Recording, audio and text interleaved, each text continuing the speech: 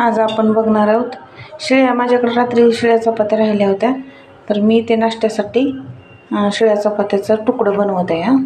मी हातावर चांगलं बारीक चुरून घेतलं आहे आणि थोडंसं पाण्याचा शितोडा देऊन भिजवलेलं, म्हणजे थोडंसं काट थोडेसे जरा कडक असतात म्हणून मी थोडंसं पाण्याचा शितोडा देऊन ठेवलं होतं 10 मिनटं.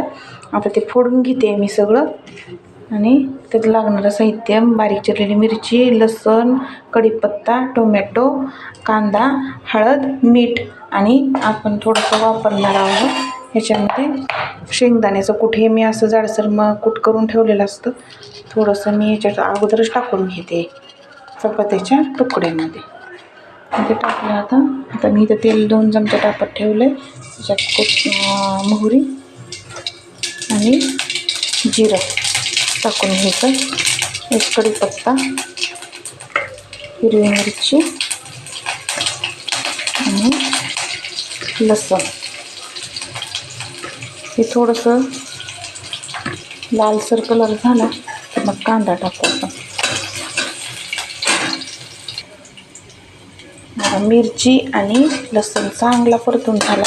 आता आपण त्याच्यात टाकणार आहोत कांदा.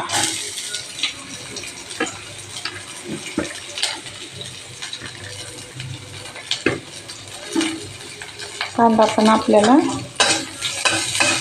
लाल रंग होईपर्यंत चांगला परतून घ्यायचा आहे.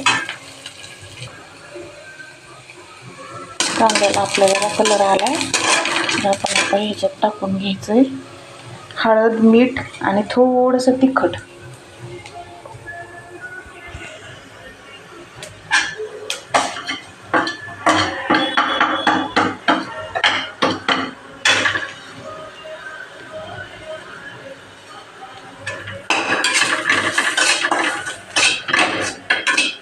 आणि आपण आता लगेच टोमॅटो पण त्याच्यात टाकणार आहे, म्हणजे ते मसाले जळत होते.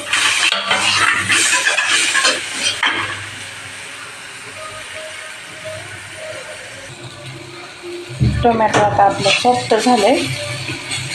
आपण ह्याच्यात आता हे चपात्याचा चुरा टाकून घेऊ.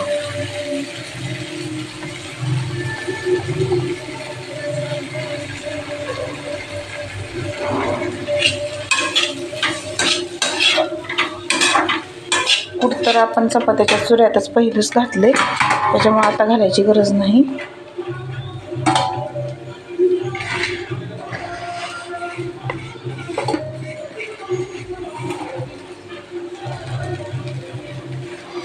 मीठ पण टाकलेलं आहे आपण, कारण टोमॅटो पण लवकर सॉफ्ट होतं म्हणून मी टोमॅटोसोबतच मीठ टाकलं आहे अगोदरच.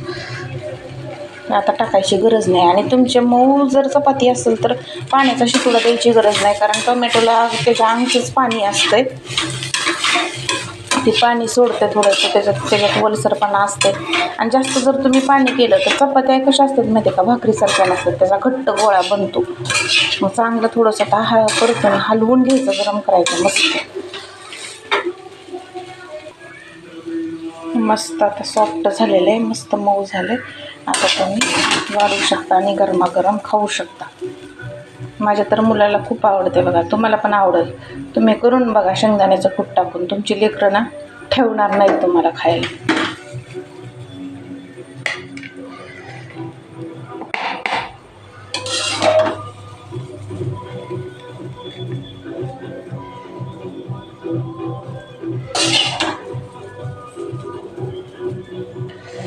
तुम्हाला जर आवडलं तर लाईक करा, शेअर करा आणि आणखीन असं व्हिडिओ पाहण्यासाठी चॅनलला सबस्क्राईब करा. धन्यवाद.